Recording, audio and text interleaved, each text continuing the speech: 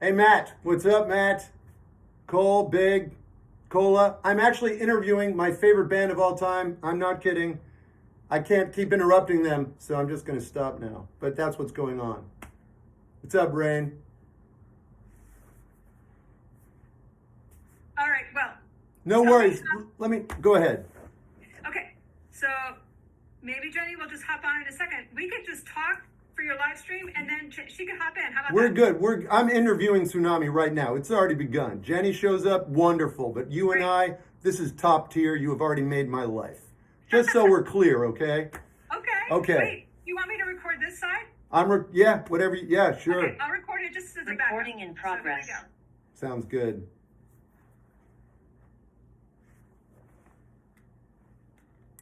okay, it is recording. I believe it probably gave you a little notification. Yep, got my consent. Go for it. Oh, right. All right. Hi, this is Shep Gold, and we're here with Kristen Thompson from TSUNAMI. And I've never. This is the only interview I've never done an interview before. By the way, you probably don't know that. So the first interview I've ever done, which I'm obviously going to botch, happens to be with you. So here we are. It's going to be whatever it is. It's going to be great. So it is. It's you and Jenny. You're the core members of the band.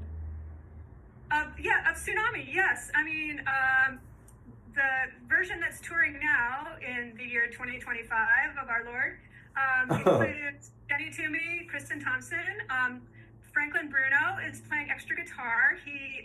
We've known Franklin for a long time. We put out his solo record, but he was in a band called Nothing Painted Blue in the early 90s and has written tons of songs on his own and for his other bands.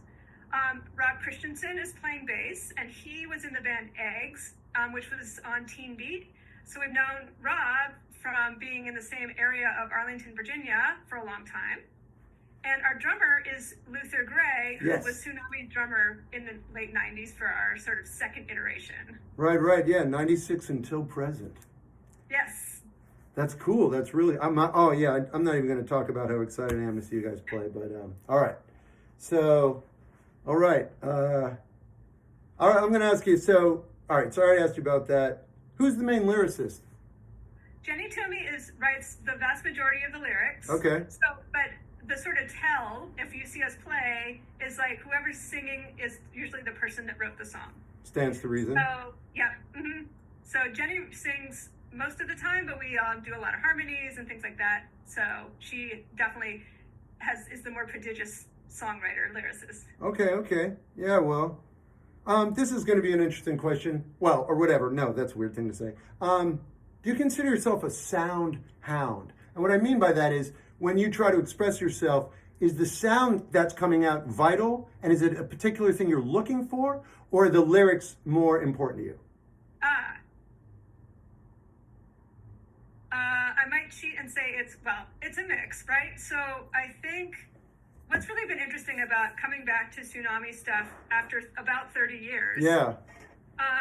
Revisiting the songs, relearning them, and also just thinking about the lyrics. I'm like, wow, most of these songs really stand up. I mean, it's not like an embarrassment to sing it because it was written by somebody who was 23 about things that were pressing at that moment. So that's kind of a relief because I'm sure many bands feel like their lyrics might have been written in a certain time, right? Sure. I'm really sort of excited that TSUNAMI stuff is still pretty relevant. So singing the lyrics is important. Singing them with Jenny, singing together is also amazing. Right. Like when there's sort of a, visceral reaction when you do it well. And luckily, getting ready for this tour, we've been able to spend a little time getting ready. 1 second.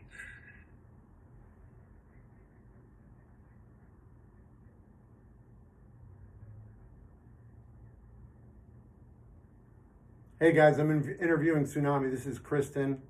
There are two of them. There's Jenny Toomey, Kristen Thompson. I'm interviewing Kristen right now. Won't be able to talk to you much, but we're here. Yeah, that's right, Andrew. That's right. Okay. Perfect timing. Jenny's going to join us, and we can talk a bit more about it. And then the third part, which I know as you as a musician really understand, is like playing with other people, playing your instruments, playing the songs, having it really sound good. Also, it just resonates through your body when it works well, you know? And so it's kind of like the sort of chocolate and vanilla and peanut butter sundae when we play well. I love it. Absolutely, absolutely. I totally understand what you're saying. Yeah. And you use peanut butter. I love peanut butter. I'm sorry, I'm just kidding, but I'm not. It's chocolate and peanut butter actually probably the best flavor combination out there, so. So yeah, I get all of that. And you actually wound up answering a different question at the same time. My example for Soundhound would have been Thurston Moore. He's not so, lyrics are like second to him, but he goes at, he's just culling that sound. I know that you're on a different level. You're in your own world. Different, you know what I mean. But I'm just curious. It's funny. Now that Jenny's here, why don't you ask her that question? Because it'd be interesting to hear what she says. Okay. I'm so curious about that question, but it's so dark in this room. I have to lights up. Hello. No lights? What's going on? I don't know. There we go. Hi. Hi. Hello. Hi. You're like, why is this guy waving at me? What's going on? I got things to do. My name is Shep Gold. You're wearing a hat. What's going on with the hat? The hat. I know. I'll take it off. I'll take off the hat. There you go. No, I'll put a hat on. Let me get one hat. Okay. All right. Hats on. Okay. Okay, we've all got hats. Okay, good.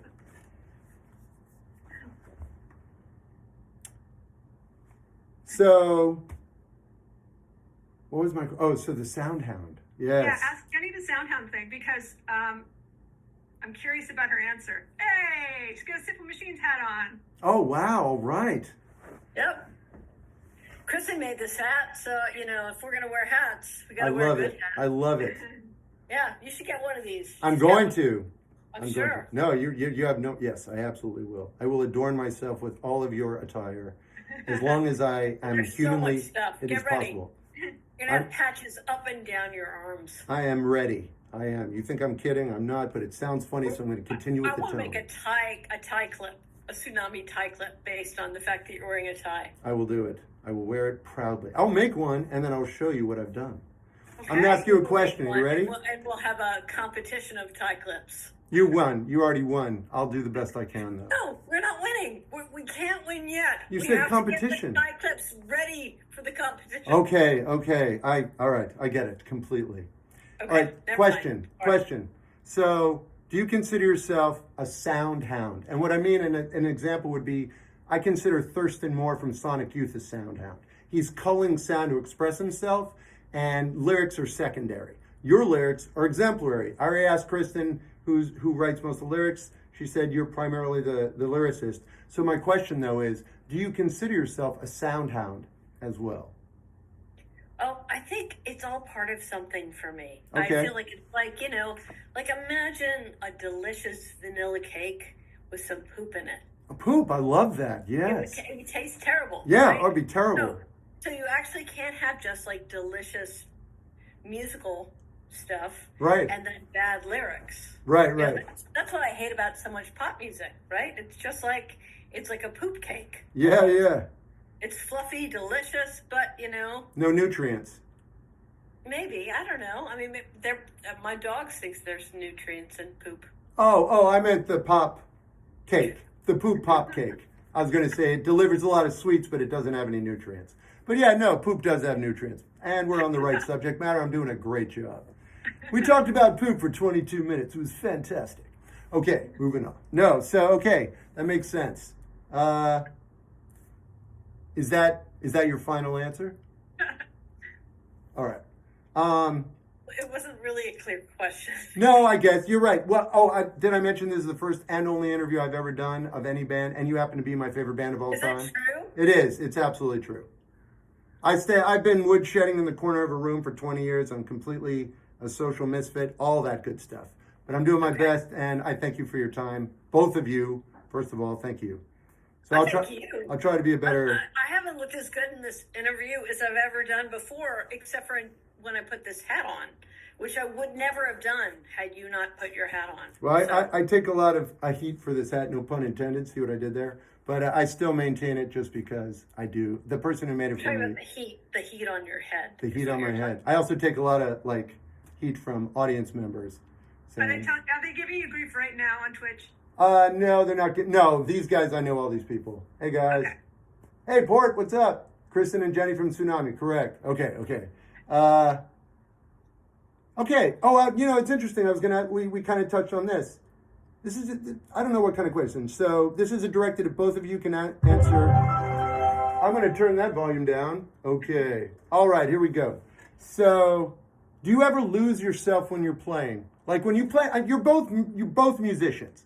Fact. So you've been playing for a majority of your lives. I don't have to ask you that. I know this. My question is now when you play, do you lose yourself? And if you do, where do you go? My answer is no, I don't. I have to stay laser focused on things or else I will not perform well enough to my exacting standards. So I don't actually. Okay. It would take probably another 3 years of touring for me to be locked in enough to lose myself. I'm so glad you said that, Kristen, because with touring, things get looser. Looser. If you've done it the same time a couple nights, you begin to figure out how to make it looser. You know? But yeah, we haven't toured for many, many years. So you said we've been musicians for all these years, but that's not really true. Okay. Mostly, we've worked for a lot of those years without playing music. But what I would say is that Kristen and I both studied with Michael Kiley, who helped us build our voices back up. Wow. Because, yeah, our songs from those early records you were so nice to say you liked, we sang those songs when we were 21, 24. Sure. And so we had rubber band voices. The same way, if you feel like your knees are not your 21 knees now. Yeah. Our voices are not our 21 knees voices or whatever. But the point is that when we did all that singing, we actually learned from him something we didn't even think about before, which is you've got to play your guitar. So that's a whole set of brain. Right. So the singing is a whole part of brain. Then there's a whole moving around the stage. That's a whole part of brain. Right. And responding to what everybody else is doing. So it's there's at least 4 or 5 things going on at any moment, from remembering your lyrics to singing them the right way to playing the chords the right way, which all felt kind of organic when we were young, but it's more work now. Huh. Definitely. Mm-hmm. What were you doing in the interim between and I don't mean just touring. Yeah, this is a crazy question. So you weren't playing music. What were you doing with your time? Oh, we just worked jobs. Is life good? Yeah. Okay. Sure. All right. Yeah. All right. I mean, Jenny, So this is a return. This found a nonprofit called the Future of Music Coalition. I know this. Yeah. Yes. And then we were both working kind of in philanthropy for more than 10 years. Okay. So yeah. But mostly it was just we worked really hard and we tried to make sure that musicians had protections and rights. Okay.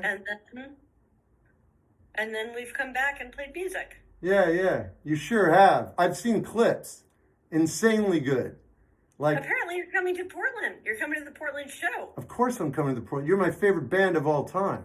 I've heard that. But not really. The Runaways are your favorite band. No. We are second. We're the second. No. Actually, I tell people it's The Cure because I love The Cure and everyone knows who they are. Whenever I told them it was Tsunami, they'd be like, "Oh, from San Francisco." And I'm like, no, from Virginia. You see, your lyrics are absolutely exceptional. And then your music on top of that for me took 2 years to sink in and then it never let go. It's got this you didn't ask me to, I'm supposed to be interviewing. I'm not supposed to be gushing. Let me come up with another. Okay. I like it. I love it. It's great. We're singing 2 of Kristen's songs on this tour, and her songs were so prescient. They're the best songs of the entire albums. Wow. I mean, you guys, yeah. All right. I love both of you, both of your writing, both of your guitar playing, all of it, every second. Shep, one thing that's extra special about the Portland show, which I know you've already acknowledged online, but we have such an amazing set of guest musicians at this one.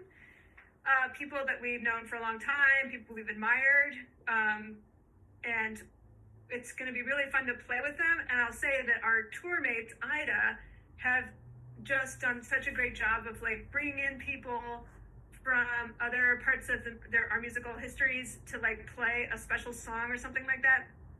And every night is special, and I think Portland's going to be super special just because of given the guests who are going to join us. So many people. Yep. Yeah.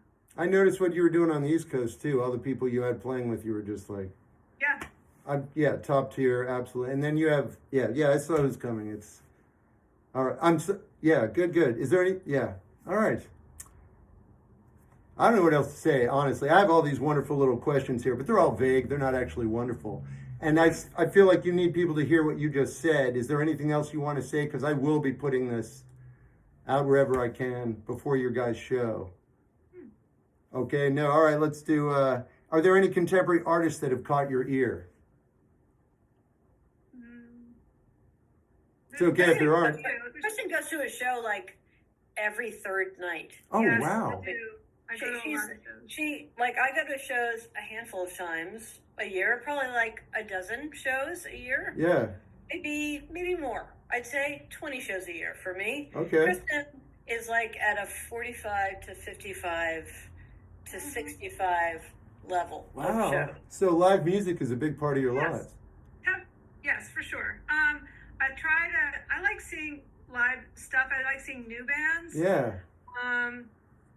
I also like going to shows in like church basements or weird venues where the kids are putting on the show.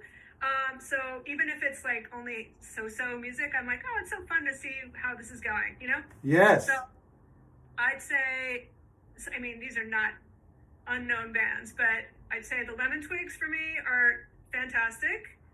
I really enjoyed seeing Boy Genius get as big on that last tour and saw them at a really big shed, and it was a fantastic show.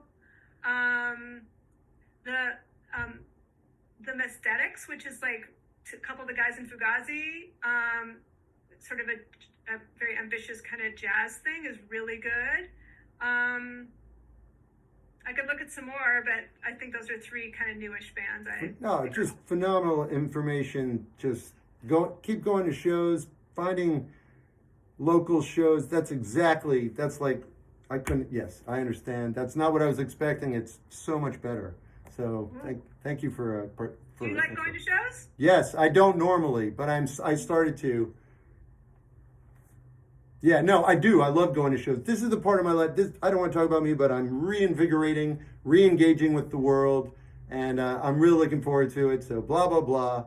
But I'm in complete awe and admiration and completely stifled. Normally I'm so great at speaking, and I'm just not going to be able to do it today. Can I ask you a bunch of questions that will confuse you? Sure, go ahead. What is all this stuff behind you and above you? All this stuff is my brain on paper. What I do is I paint really quickly to get it out of my head so I can function semi-normally in society. That's it. My dad was an artist. I don't consider myself one. And I paint very quickly, and I'm colorblind. So each of these takes like about 15 minutes, and it's just done. And that's it. I'm not critical. And you don't see the colors, so you don't see like the two red eyes and the yellow teeth behind your head right there. I see color. I just don't see what you're seeing. It's a different spectrum. So okay. I see stuff. I just, it's not black and white. I'm red-green colorblind. But I don't see what you're seeing. Is it on the ceiling too? Yeah. Here, let me, Yeah, like look at that. Kristen Thompson. I know. I asked him earlier if it was painted directly on the surface or if it was like boards he tacked on. No, these are all paintings. And I just use masking tape. It's real simple. Yeah. Just boom, boom, boom. Is that a good enough answer? That's the answer. No, that's pretty literal. Yeah, it is. It's pretty straight up. No drugs, by the way. That's the big question I get. We're not Water. asking. Water and coffee. Water and coffee. That's about it. No judgment. Just saying. I'm sorry about all the drugs you took. Oh, thanks. What? Just kidding. You were saying you didn't take drugs, so I was Right. making a joke. Oh, I understand. No. The opposite of what you were saying. It was So, good. It's good. Yes. It's not a really good joke. It was just like a kind of like pulling your pigtails joke. Yeah, no, it got me. You got my ponytail joke. I got it. All right. All right, Chris, you have more questions for him before we leave? Me? How do you think the Portland music scene has changed over the past 15 years? I don't know. I wasn't. Well, yeah, I'm kind of a recluse. I don't go out. I don't really know. It used to be a blue collar city. It's much less so now. Yeah. So maybe broaden it to like Portland in general. Look, since the pandemic happened, I've lost touch with the community that I was in touch with prior to that. And I've just been trying to scramble to stay above water, so to speak. So you're coming to our show, and that's the beginning of your reintegration. Sure. Yes, absolutely. Goes back into Portland. Well, no, back into the world. We'll see what happens. I don't matter. You guys matter. You're just one of my favorite bands of all time. Everybody matters. We all matter. Well, that's a whole other conversation, but. No, it's not. It's very clear. Everybody matters. Or philosophically speaking, nothing matters. Nobody matters. And. No, philosophically, we all matter. Okay. I'm not going to argue with you. That is not going to happen. So I'm just going to take that, put it in the bank, and cash it. That's fine with me. Good. All right. Well, I'm very excited about this interview. I hope we did a good job for you. You were ridiculously very good. Absolutely wonderful. Okay, great. I would love to talk to you after this interview about something else Okay. that we'd like to talk to you about. Anything. All right, great. So Kristen will call you and me right after this interview. All the people who are watching it can know that you don't know what we're talking about. I don't know what they're talking about. All 14 people are like, okay. Okay. All right. Talk to you later. Okay, bye. Thank you. I don't know how to turn it off. Recording stopped.